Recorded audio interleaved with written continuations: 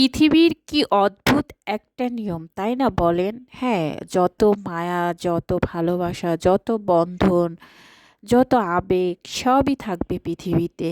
একদিন মানুষগুলোই থাকবে না। হ্যাঁ, এক এক করে এভাবেই ক্রমে ক্রমে চলতে থাকে পৃথিবীর ধারা। মা-বাবার কাছে সন্তানের ভালোবাসা সবচাইতে শ্রেষ্ঠ ভালোবাসা। আবার সন্তানের কাছে বাবা-মার ভালোবাসা সবচাইতে শ্রেষ্ঠ ভালোবাসা। পৃথিবীর বন্ধনটাই এভাবেই চলছে, তাই না? এভাবে চলতে, চলতে, চলতে পৃথিবী একদিন সব কিছু শেষ হয়ে যাবে।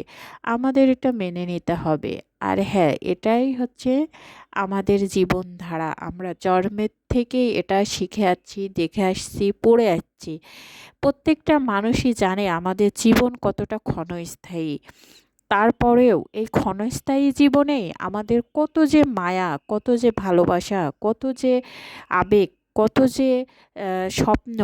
তবু আমরা দিন যায়, দিন আসে, দিন আবারও আসবে। তারপরেও আমাদের এই পৃথিবী ছেড়ে চলে যেতে হবে। এটাই অতি বাস্তব। হ্যাঁ, এটা একদম বাস্তব কথা। এটা যখন আমি ভাবি তখন আমার খুবই, খুবই আ মানে একা লাগে যে মনে হয় কেমন জানি। তাই না? হ্যাঁ, অবশ্যই। জানি না আপনাদের কেমন লাগে। আর সন্তান যেখানেই থাকুক বাবা-মার ভালোবাসা অফুরন্ত ভালোবাসা। আর বাবা-মা যেখানেই থাকুক সন্তানের ভালোবাসা অফুরন্ত ভালোবাসা। এ ভালোবাসার অটুট মৃত্যুর আগ পর্যন্ত বা মৃত্যুর পরে যেয়েও কিন্তু আমরা ঠিক আমাদের বাবা-মাকে মনে রাখতে চাইবো। আমাদের আমাদের ইচ্ছা অনুভূতি এইটাই। হ্যাঁ, আমরা সবাই চাই সবাই যেন বেঁচে থাকি। কিন্তু আমরা কেউই বেঁচে থাকবো না। এক, এক করে সবাই চলে যাবো। তারপরেও ভালোবাসা তো সীমাহীন। ভালোবাসা কখনোই শেষ হবে না। তো যাই হোক, হ্যালো এভরিওয়ান, আসসালামু আলাইকুম। সবাই কেমন আছেন? আমার নতুন একটা ব্লগ ভিডিওতে সবাইকে ওয়েলকাম। আপনারা কেমন আছেন? অবশ্যই কমেন্টে জানাবেন। আপনাদের ভালোবাসা আর অনুপ্রেরণা আমার সামনের পথ চলা।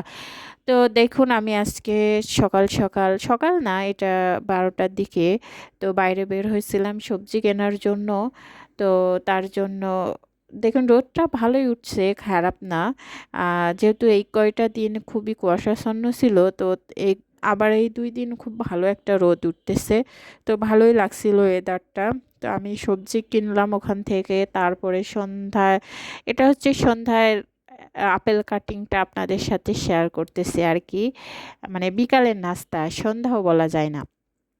তো আমি কিন্তু বাসায় এসে বিকালে আমি কিছু খাবার খাই। তো ভাবলাম আজকে একটা আপেল খাবো। তো আপনাদের সাথে সেই আপেলটার কাটিং শেয়ার, মানে একটু নকশা করে কাটিং করছি আরকি।